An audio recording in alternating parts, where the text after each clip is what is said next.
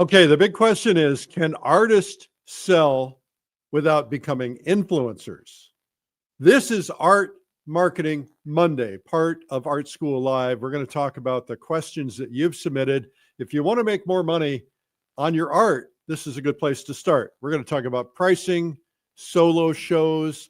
Let's see, what else are we going to talk about? Promos, social media engagement, commissions, selling old paintings, galleries, hiring a manager or not, selling prints, creating engaging video content, and much, much more. If you're here and you're new, I'm Eric, and I'm Eric Rhodes, the founder of several art magazines, newsletters, conferences for artists and other industries. I've been helping artists and galleries and art world people for over 2 decades. My superpower is the business of art.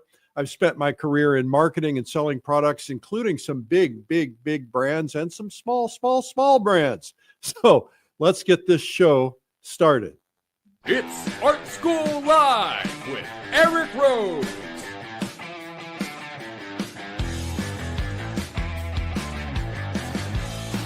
Now, here's your host, Eric Rhodes. My goal here today is to be your personal consultant. I won't charge you the $2,000 hourly rate for doing this because you got questions, to send them in by email to eric@streamlinepublishing.com. All right. And of course, you want to put your answers or your questions, questions in the chat. And I think it's, by the way, that's a really good thing, is if you have ideas related to the questions that come up, go ahead and put them in the chat. And if you have aha moments, go ahead and put them in the chat. And we're going to get right to it. I hope you guys attended last week when we had Gouache Live on Saturday. And it was pretty amazing anyway, if I might say so myself. Not so much me, but the instructors who were incredible. Anyway, here's a question from Emily in Washington. By the way, I am seeing these questions for the very first time. So we're taking it off the top of my head, and you might stump me. It happens all the time. Okay, Emily from Washington. I've just started sharing my art online, and friends are encouraging me to sell. The problem is I don't know how to price it at this early stage. I don't want to undervalue myself, but I also don't feel established enough to ask for much. How do beginners set prices, fair prices, without scaring people away? Well, listen, you're going to scare people away no matter what you do. There are going to be people who, if you put a $5 price on it, it's too much money. I was painting one day out in British Columbia in Banff, and this guy walked up to me and he said, "How long have you been painting that?" And I knew exactly where he was going with this. I said, "Well, I've been here about 2 hours." He said, "So at, let's say, $25 an hour, you would sell that painting for $50? And I said, "Well, no, it doesn't quite work that way." I said, "It's 2 hours. I've been working on it, but it's been 20, 25 years of trying to learn how to do it and do it in 2 hours." I said, I sell my paintings at art galleries. Then I went through that whole thing. Well, he was like, he wanted to buy it for $100. I didn't want to sell it to him for $100. So they're going to lose people no matter what you do. I think that it depends entirely on where you're going to put yourself out there. So if you decide, Emily, that you're going to go to let's say you're going to put a show in a local coffee shop, then I would ask the coffee shop owners, say, "Hey, what do you think? What prices do you think I could get for these? Have you done anything like this before?" And, ask them. Look, you're just going to have to experiment. You're going to have to try things. Some things are going to work, sometimes they aren't. I did a whole art show one time that I paid to be in. I did not sell a single painting. And I assume it's because my prices were too high, but it might have been because my art was awful. It happens. You might not be there yet. So you want to just get a feel from some local experts, some local artists, some local galleries, some local gift shops or whatever, just to say, "Hey, am I ready? Tell me the truth. Am I ready?" And then get some opinions. If you're going into a gift shop and you're going to give half of the money to the gift shop owner, which is pretty typical, then you're going to say, "Okay, how much do you think you want to make on this to have it worth the effort of hanging on your walls?" And they'll tell you. So, it's all experimentation. You're just going to have to get there. There's no such thing as a fair price, because a fair price is some prices are fair, some prices are not fair. Does it really matter as long as they sell? That's the way I believe it. Anyway, Nadia, what a beautiful name, Nadia, from Portugal. Thank you for watching from Portugal. I'm reading a lot of beautiful things about Portugal lately. I need to go back. Maybe we'll go painting, Nadia. How about that? What's the best way to announce a big solo show online? All right. So the question I have, Nadia, is the solo show online, or you want to announce it online? So it could be either, right? So what's the best way to announce a big solo show online? Well, I think that the best thing to do, in whether you're doing it online or whether you're doing it offline, the best thing to do is to create anticipation, right? So you want to create a sense of anticipation, a sense of scarcity, because there's only so many paintings, and whoever gets there first is going to get them. And that scarcity will drive sales typically. Now, it really depends on where your people are. Like if you have a newsletter and you've got people who are attending your, who are in your newsletter who can attend your big solo show in Portugal, then I think you want to start talking to them. And I did a campaign once. I call it, I'm building a radio station. I had a radio station in Salt Lake City or Provo or someplace, and I wanted to kind of let everybody know that the station was going to change. I was going to change the format. So I ran these promos, with pounding in the background and so on. And they would say, we're making changes. Changes are coming soon. And then we didn't say anything more. And then, there'd be another promo that says, we're only 5 weeks away. We're putting up the drywall and we're going to start painting soon. And, just so we created this anticipation. What you want to do is start talking about it early, create some anticipation, get people buzzing, get them thinking about it. And the reality, Nadia, is that it takes, typically it takes 7 impressions to an individual, not 7 impressions total. It might take 50 impressions to get 7 to an individual. It takes 7 impressions on average, research says, to get somebody to make a decision to do something. And of course, the goal is you want them to come to the big solo show. And the other goal is you want them to come on time. And if you can get them there on time, then there's a little thing you can do to get everybody excited about being able to pick something before they're all gone. And that's by registering people when they come in and saying, by the way, the first one on the list, if there's a dispute over who gets it in the next 15 minutes, the person at the top of the list gets it. And what that does is it creates urgency. And I went to a show just the other night. A good friend of mine, 𝗕𝗲𝗋𝗋, had a big show. It's actually still going on in a place called Tupper Lake, New York, and at the Tupper Arts building. And she had 81 paintings. And, there were a lot of people there. I don't know if anybody was buying paintings or not. I left a little early. But, I learned about that show 24 hours before when she sent me a personal note and said, I'd love it if you would come. And I did. And so you got to do a little bit of that. You got to have reminders. You got to get people to, save the date, put it on your calendar, because people are busy. And so if they save the date, they're likely, if they want to go, they're likely to do it. All right. Hope that helps. Yeah. Okay. Leah from British Columbia. How do I get people to commit? How do I get people to comment on my posts instead of just liking them? Well, you want to ask questions. Well, first off, why do you want them to comment on your posts? I assume you want them to comment on your posts because you want what's called engagement. Engagement is what Instagram tracks and Facebook tracks. They're more interested in how many people are engaged with you, talking, making comments. And so a really great way to get engagement is to ask a question. Let me give you an example, Leah. Which frame do you think goes best for this painting, the gold one or the black one? And show an image of both. Don't say don't use the words put an answer in the comment. They know that. And if you say put an answer in the comment, then the algorithm will say you're trying to cheat the system, and they'll block you, or they'll reduce how many people they send you to. And they do that anyway. But if people start getting engaged, so which one do you like best, black or gold? You know, people put in gold, or they put in black, or they put in some other comment. That's how you get people to comment on things. Here is an anonymous person. I've grown a small but loyal following on Instagram, and a few people have bought my work. Congratulations. I'd love to start offering commissions, but I'm nervous about contracts, deposits, and how to handle clients who might change their mind. What's the best way to market commissions and make sure the process is smooth for me and my buyer? You know, anonymous,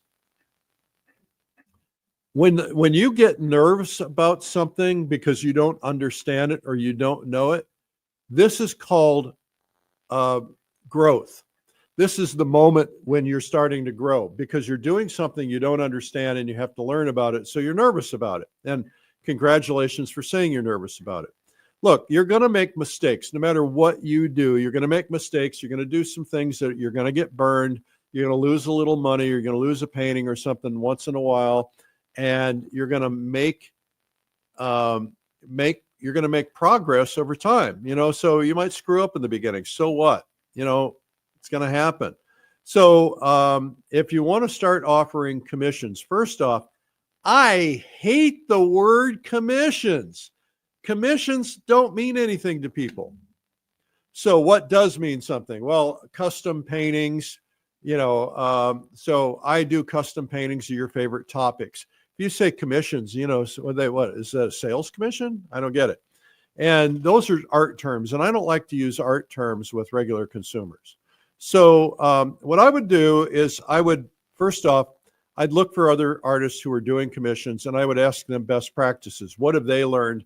I always ask best practices. The other thing I do is I go into AI, and I'd ask the exact same question, say, tell me a process I should follow. Give me a simple, not overly compact, overly complicated contract, and then tell me, you know, what I should do with it. And then go to 2 or 3 different AIs, ask the same questions, and take the stuff they have in common and do that. And of course, you know, the best is to have a lawyer or somebody look at it. Then if you can find somebody who is an art lawyer, there's a woman, I think her name is Sasha. She's from Russia originally. She's in Pittsburgh.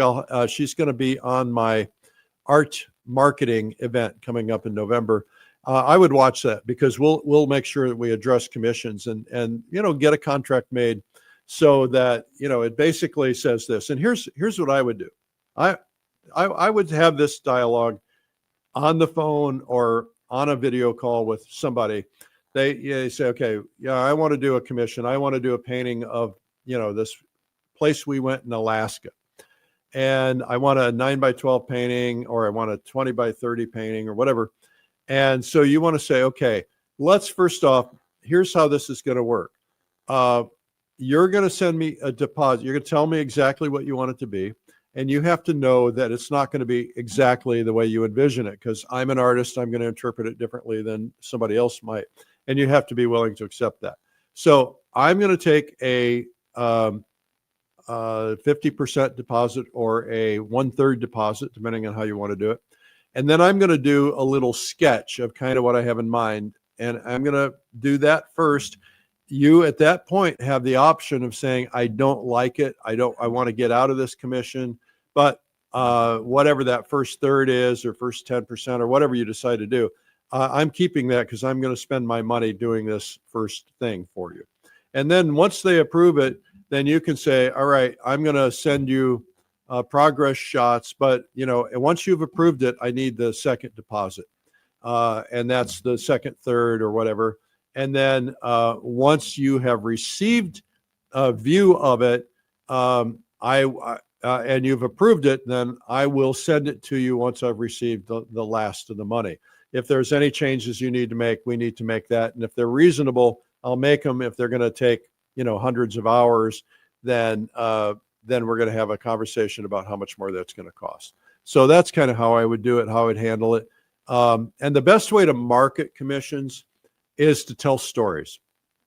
So I would take, and you have to tell the truth, always tell the truth, but, and you may have to find some stories, get people to give you some stories that you can use. So, you know, like if you don't have any commissions yet, ask a friend of yours, say, listen, would you commission a painting from me? And tell me what you want it to be, and I'll do it for you. You don't have to, they don't have to charge them for it, but you need a story, you need a testimonial. And then you can tell the story, you know, in your Instagram or whatever. You can say, hey, my friend, you know, Bob commissioned a painting. He wanted a picture of Alaska. And so I created this for him. This was the end result. And, you know, so that tells people that you do that. And you could even go so far as to say, hey, if you have a favorite spot you want a painting of, or you want to remember a special memory or something, I can do that for you. And by the way, Christmas is coming up. They make great gifts. But I need, typically, if it's for a birthday or Christmas or something, I typically need X amount of time, depending on the size, to be able to do it. And I would say I need 3 months, 4 months. They don't know how long it's going to take you to paint it. But you need, you know, if you've got 5 or 10 commissions, you're going to have to work on them simultaneously a little bit at a time. But also, you want them to have that feeling that, wow, this is going to take you 5 months. You don't have to say that. But if you say, look, you know, we're going to, now's the time to book now. In August is the time to book for Christmas. This is what I would do. The other thing I would do to market is I'd go on your newsletter and your Instagram or otherwise, and I'd talk about it. And I talk about, hey, you know, once in a while, somebody asked me to paint something for them for Christmas. And last year, somebody contacted me at the last minute and they wanted a painting in 2 weeks for Christmas. And I had to turn them down.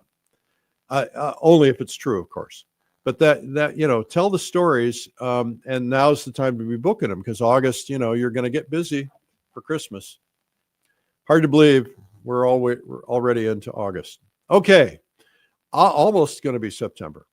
Oliver from Fort Worth, Texas says, should I discount old paintings that haven't sold or keep them at full price?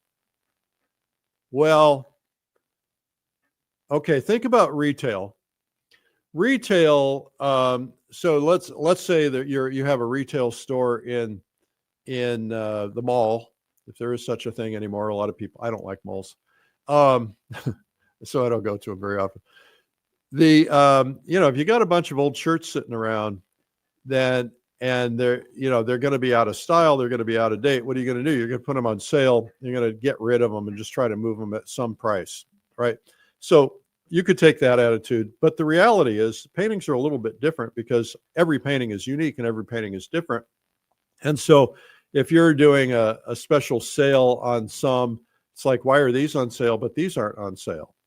And I'm assuming you're in a gallery environment or something like that, maybe a home studio that you sell from. So, you know, you could have a special sale, or you could just say, hey, I've got some paintings that I've decided to sell. They've been in my personal collection. I wouldn't call them old paintings. I'd say I've got some paintings that I've decided to let go of. And so here's the price. I don't think you have to do a discount price just to move them. You know, it depends on, most people don't even know your full price. And so, and by the way, I have different paintings at the same size that are different prices depending on how much time I put into them. So I think just, you know, you don't have to do that. No, yeah, don't have to do it, Oliver. All right. Doreen Graham from Hayden, Idaho. I am in one local gallery. Congratulations. We have very few, and the others are very specialized in what they want. In reaching out to galleries in other areas, I keep finding they only want to work with local artists. Any suggestions? Yeah, go to galleries that don't work with local artists. Look, you're not going to change their mind. Now, here's the thing. Galleries will lie to you. And it's an innocent little white lie. But here's the deal. Imagine that you're in a gallery and somebody reaches out to you and they say, hey, I'm an artist and I'd love to be in your gallery. and they look at your work, and some people will be forthright with you and they'll say, you're not a fit for our gallery. And they might say, we do all modern stuff and you don't do modern stuff. So that might be one thing. Or they might say, you're not ready for our gallery. Keep sending us stuff. Or they might say, your work's just not good enough. But most people don't want to be that direct. And so what a lot of people do is they'll make up a little white lie, and it makes it easy for them. They'll just say, we don't take any local artists. Now, if I were talking to them, I would try and sway them in a different way. I would say something like they said, I don't take any local artists. I'd say, tell me about that. Well, we only use local artists because of this and this and this and this. I say, well, what if you could prove that other than local artists would work for you? Would that be worth doing? Yeah, it might, or no, it wouldn't. Well, tell me about that. Well, we're a little concerned because we like local artists because they can come in and do this or that. You might be able to overcome it. You might be able to say, hey, well, listen, let's try it. I'll give you some paintings on consignment. You try them, see if they work for you. I'm kind of local. I'm only 100 miles away. Now, if you're 50,000 miles away, that's another story. But now the other thing, in reaching out to galleries in other areas, I keep finding they only want to work with local artists. I think, just boil it down to, there's a ton of artists who are from all over the country who are in a lot of galleries around the country. So what you want to do is just find the ones that do that. Now, in my new book, which is coming out in November, I go into depth into galleries. And so it's not available right now. My old book is out of print. The new book is a new version with 500 new pages, and I rewrote the whole thing. So wait for that. But, there's a whole lot of depth to that. There's a whole lot of strategies. And the most important thing is to get them to invite you. Galleries do not like to be bugged by artists. They don't want to be called. And because, they hear from so many that it just takes up their time. Let's see. This is Eric. Eric, I like your name. Eric in Canada. When should I hire a manager or an agent to help with sales? Well, when you need it. All right. So I know a lot of artists who are very successful who've never hired a manager or an agent to help them, and they do just fine, and they don't need it.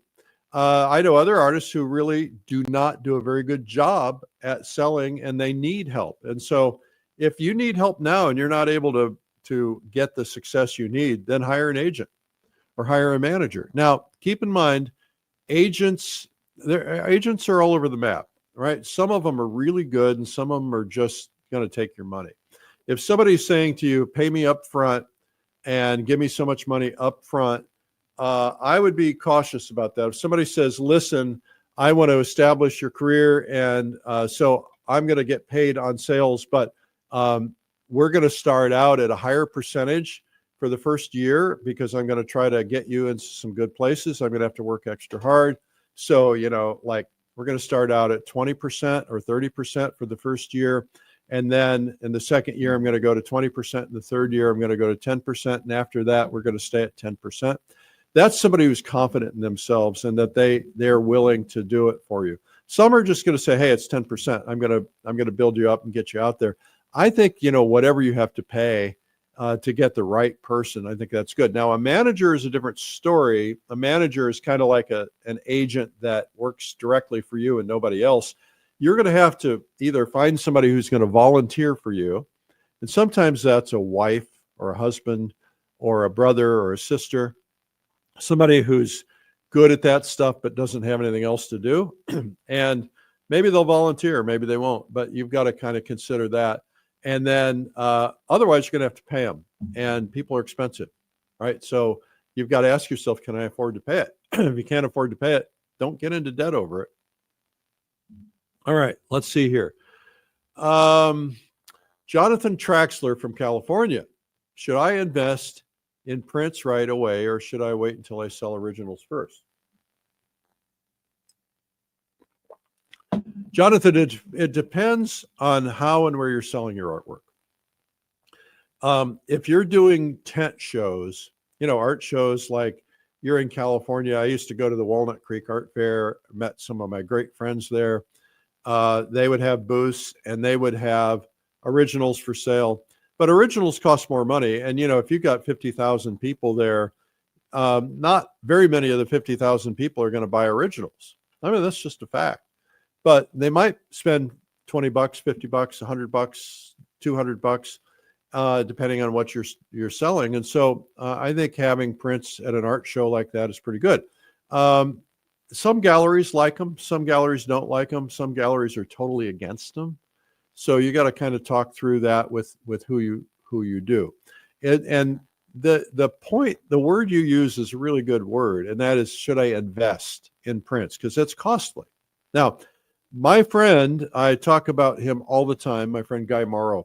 He has invested in a printer and mats, and he's figured out a system so that he gets the most out of every mat. So he could cut 3 mats out of every mat, and different sizes and so on. And he realized very early on it wasn't profitable enough to pay somebody else to make the prints, because prints are expensive, and then to frame them or put them in plastic or whatever. So it is an investment. I think you just get yourself out there and try to sell originals, get some experience, and see how that goes. But make sure that you photograph and get really good high quality photographs of every original you make. I have not done that. I've got a few hundred paintings out there in the market that I've never photographed, that I will wish I had photographs of someday, or maybe I took a snapshot of them with my phone or something, but they're not professionally done. And if I ever decide I want to do a book or something, I'm not going to have them. Or if I ever decided I wanted to do prints, I'm not going to have them. Make sure, by the way, that you understand copyright law and get the right copyright information on these things, so that if you sell an original, you retain the rights, so that it's your work forever. Okay, so we've got a free gift for you. We would love to give you that free gift today. If you're new to us, we would love for you to pop in and get this. It's called 97 Incredible Art Secrets from the world's top finest artists. And it's instantly viewed. You can have it instant if you just go to 97artsecrets.com/ASL, and we'll send it to you right away. If you want a DVD, a lot of people still want DVDs. If you want a DVD, we're going to charge you for the shipping, which is a few bucks, right? It's not much, but that way we're covering the hard cost of that. Okay. Now, if you haven't subscribed to this program, we're here every weekday at 12 noon. Mondays are Marketing Mondays. Tuesday, Wednesday, Thursdays in the middle of the week are teaching art, and then Fridays are Feedback Fridays. So just go to Art School Live on YouTube and hit the subscribe button. Even if you're on another platform, go to YouTube. That would be really, really generous of you to do that. Okay? I know it's a lot of work. Okay, we have another one here from another anonymous. Okay, what's the deal with all these anonymous people? Nobody wants to talk to me. I'm so hurt. All right. What's the difference between collectors and casual buyers, and how do I market to each? Well, it's a mindset, anonymous. So what I mean by that is, there are people who consider themselves collectors that might have 10 paintings, and they consider themselves a collector. There are people who have 100 paintings that don't ever consider themselves collectors. I had dinner the other night with a friend. He's bought tons and tons of paintings. I said, I didn't know you were a collector. He says, I'm not. I said, but you have all these paintings. He said, yeah, I have a bunch of paintings, but I'm not a collector. So it's a mindset thing, right? And he buys paintings all the time. And he buys them from art galleries, and he buys them at art shows, and he buys them from artists. And so he's not going to be talked to like a collector. He's going to be talked to like a guy that buys paintings, likes paintings. Look, I think that all painting purchases are emotional. So this guy was showing me a beautiful red bird painting by Sherry Christensen that he just bought. He bought it as a gift for somebody. And he just said, the minute I saw that, he said, I love her work. I've got some more of her work. But the minute I saw that, it's just that the colors just really spoke to me, and I loved it. Just, I just really felt good when I saw it. That's emotion, right? And so really the way to sell to people is through emotion, right? What does this remind you of? Or what do you think about when you see this? Or is there something particular about this painting that makes you feel good? Those are the kind of questions to ask if you're in person or if you can talk to somebody. So in terms of marketing to collectors, we have a magazine called Fine Art Connoisseur, and it goes to some like upper 1% people. And we had at one time, I don't know what the number is today, but we at one time had 310 billionaires reading the magazine. I suspect it's probably more than that now. But so we don't necessarily have to have really big audiences. We just have to have really rich audiences. And a lot of those people are collectors. And so they go in there and they want to buy, things to add to their collection. But, there's also a lot of people in there who are just casual buyers. They're going to go, hey, I like that, and I'd like to add it to my wall. And so I think, just put yourself out there. I don't think you have to talk to them in a particular way. Okay, let's see. What do we have coming up? Oh, yeah. I want to mention in November, well, let me tell you the quick story. Last December, actually, I was thinking about how do I help artists have a really, really good year? And so, and it was actually on one of my live events or something. Somebody said, hey, you ought to do an event for marketing. And I thought, nah, I don't want to do it. It's too much work. And then I woke up the next day, I thought, I'm going to do it. So I called my team. I said, let's do it in January. And so get a website built, and we'll get a faculty put together. And we scrambled and we did it. And we got a big faculty of people who were experts in various forms of business and marketing for artists. And so we brought them on, and we had a great success. We had thousands of people attending, and it was a big hit. So we're going to do it again this year, except it'll be bigger. It'll be more well-planned because we're doing it in November, and we're doing it in November to help you plan so that you can get ahead of your year and kind of figure out what you need to do for your year. Okay. So it's called Art Business Mastery. And if you just go to artbizmastery.com, you can find all the information that you need there. That is artbizmastery.com. I'm pretty excited too. I love to paint. I love to hang out with people and paint. I like to make friends. I've made some of my best friends at my retreats, and we usually get about 100 people. Sometimes, sometimes 60 to 100 people, but usually right around 100, 80, 90, 100. And it's real easy. It's a small group. It's manageable. Everybody makes a lot of friends. We paint together all day. We eat all our meals together. We stay in the same place together. It's one price for everything. And the next one is called Fall Color Week, and that is coming up in Door County, Wisconsin. And we're going to be out of seats on that pretty quickly, I think. That's September 28th through October 5th. It's a week of painting, and it's a really great week of painting. So, and if you can't make that one, then I do have another one coming up in the winter. I don't have a slide for it, but it's called Winter Art Escape. And if you just go to winterartescape.com, you'll find it. And the idea here is you can escape winter, go to a sunny place. We're doing it in Hilton Head in Savannah this year, and it's our next year, really, technically. So it's going to be really great. Okay, next up we have Daniela Francis. Daniela says, I keep hearing that video content is essential for artists, but I feel uncomfortable showing my face on camera. I'd rather focus on my paintings than myself. How do I create engaging video content that helps me market my art without feeling like I have to be an influencer? All right, so listen.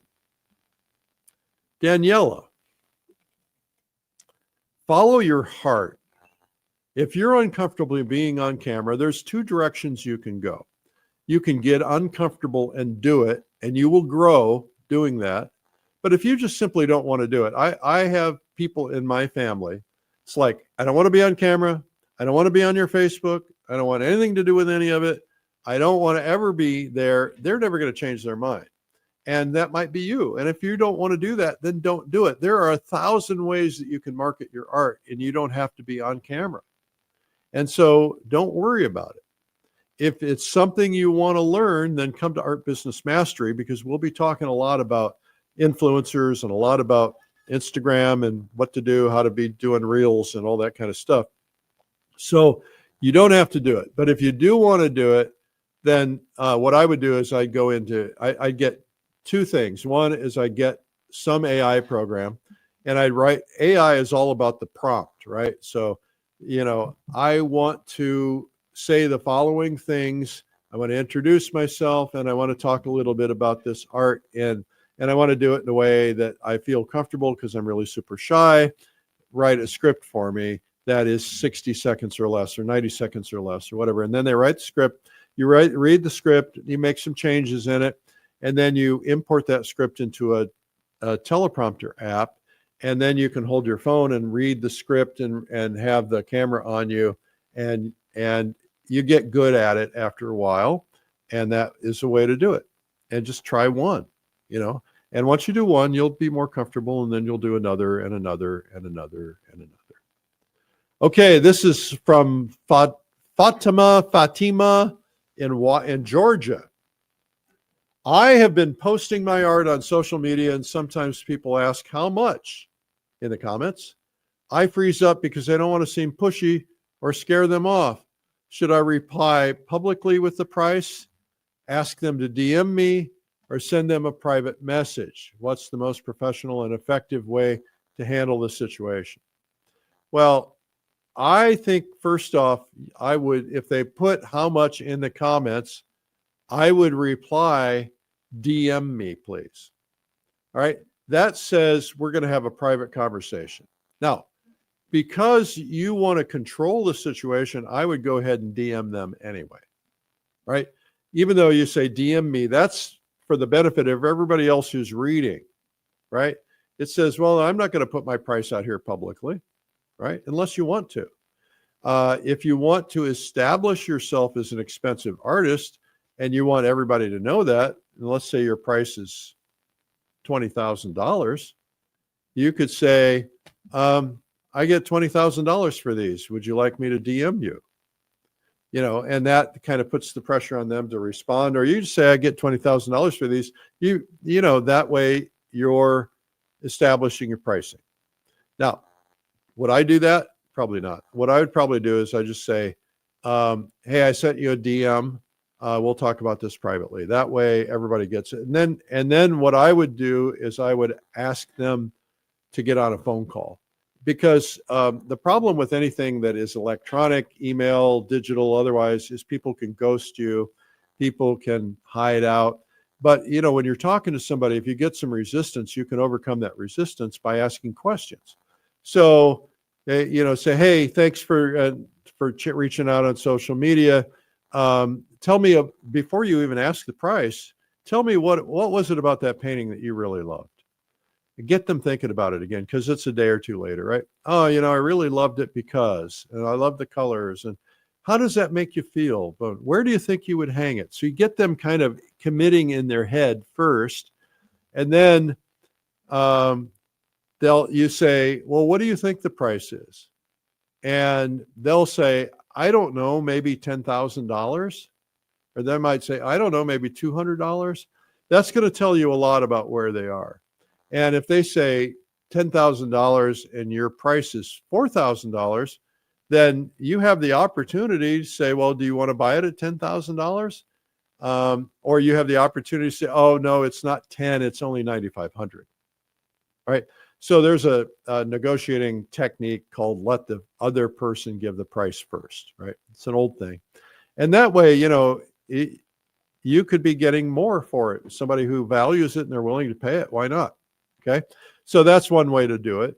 The other way, if they say, well, I was kind of thinking about $500, you say, well, I can understand why you might think that, but let me tell you why my price range is much higher now. And then you go into, I'm a professional, I'm in these galleries, I've won these awards, my work keeps going up in value, I'm in a museum, whatever. And so you're establishing value. And then when you lay out the price, you can say, here's the price that I would normally get from the gallery. But because this would be a direct sale, it's not through the gallery, unless they heard about you through the gallery, then you got to do that. But if it's a direct sale, the gallery's going to take half. So I'll knock half off and send it to you framed. You pay for the shipping. And then, then you say, okay, $5,000 plus shipping, it'll be $5,200. And that's how you handle it. Okay. If you freeze up, you don't want to seem pushy or scare them off. I get that a lot. That's a very normal reaction. You've just got to practice this stuff and practice it on friends. It's called role playing. Practice all the time. And I said last week on my show, I said, come up with a list of objections, every possible thing. Get together with 3 or 4 artist friends and say, okay, what's everything you've ever heard why somebody doesn't want to buy a painting? Write them all down and then make a list and write them down. As a matter of fact, I'm going to do this for my mastermind group. I'm going to make a list of every objection and then the answers to those objections. I just wrote that down so that they can use it. And if you're in my mastermind group, lucky you. If you're not, sorry.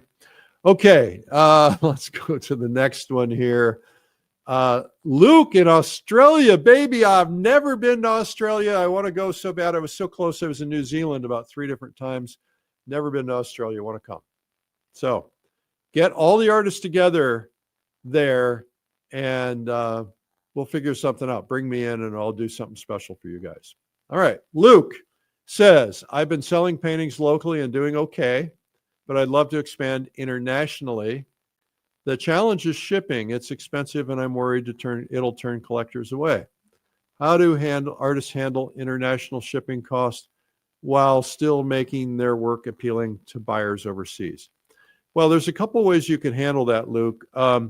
Sometimes people will build the shipping into a price and or reduce the shipping price. So first off, what I would do is I'd try to understand, okay, how much is it going to ship? What's the worst possible scenario? What's the furthest place away that I could ship a painting? And so how much is it going to cost me to pack and ship a 8x10, a 9x12, a 12x16, whatever it is, frame, right? Now, frames add a lot of weight and a lot of cost. So you also have the option of having a price, what's it going to cost to ship unframed, right? Save a lot of money that way. And that way you can make an argument for that. But I would say, something like this. Let's say the cost of your painting is $3,000 and the cost of shipping is $500, I would just make the cost of the painting $3,500. Build it in. Say it's $3,500, including shipping, or you could say it's $3,500 plus shipping, and then you can still add the shipping, but you have some negotiation space if it's too much money. If they say, I don't want to spend $500 for shipping, say, well, how much would you spend? And you say 200, they say 200, say, okay, I'll eat the rest. Well, you already got paid for it because you got them to pay the $3,500 price. So this is only an issue in your head, right? So if somebody knows you're in Australia, you're going to ship them a painting, they're already going to know it's going to be expensive. Now they're going to have a choice of whether or not they're going to pay it. But, I buy stuff all the time, all over the world. I was in China and I bought these big stones. They're like jade stones, big. They're not jade, but they're called green stones. They're beautiful. And they're like 50 pounds. And I thought, well, I'll just ship them, right? You ship them slow boat. It's not that expensive. So, a lot of people aren't going to be objecting to that, but a lot of people will. It just depends on who they are and how you're reaching them. So I wouldn't be worried about that. You're not going to turn most people away. But if you have that extra built-in room there, you have the ability to build it in. Let's say it's a $3,000 painting. You've added $500 for shipping, so it's a $3,500 painting. And they give you a price on, they balk on shipping. You say, I'll tell you what, here's 2 ways we can do this. I'll lower the price a little bit and you can pay the shipping. Or, give me a little bit for shipping, something like that. And then I'll just take less money. Ultimately, I'll make less money. So that's how you do it. All right, you guys, if you're not a subscriber to this program, we're here every weekday at 12 noon. We've been here since COVID began. Thousands of shows. Every weekday at 12 noon, make sure you subscribe. Just go to YouTube, hit Art School Live, and subscribe, even though you might be watching on another platform. Well, we've got a couple of things coming up I want to tell you about. First off, we just finished Gouache Live. The next event we're going to be doing is called Pastel Live. Pastel Live is a 4-day event with some of the world's leading pastel artists, and it's absolutely incredible. It's going to be September 17th through 19th. Plus, there is an Essential Techniques Day on the 16th, which is optional. So 3 days or 4 days, you choose. And we have some of the top artists in the world teaching pastel. And you don't want to miss it, because we're not going to do it again the following year. I don't think we are. And as a result, you want to go ahead and get locked in now so that you get a chance to go. And if you haven't learned pastel, it's something to learn. I decided to try and learn to do it. And I got great technique out of watching Pastel Live. And so now I can paint pastel. And I go back every year. Of course, I host, but I go back every year anyway, because I want to watch and learn and see if I can grow. And I always do. I always learn new things, because once you understand something at a different level, you're going to learn differently. So make sure you check that out. Also, make sure you check out Fall Color Week, my next retreat.